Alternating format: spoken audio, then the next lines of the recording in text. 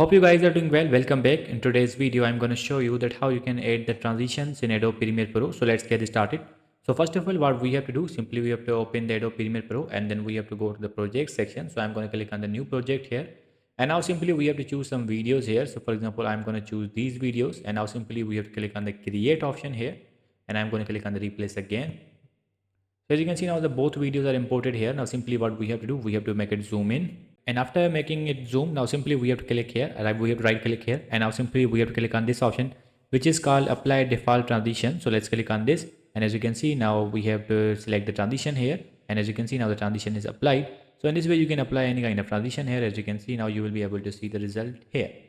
So in this way you can apply any kind of transition on the Adobe Premiere Pro. I hope you guys understand this video that how you can do that. So see you in the next video.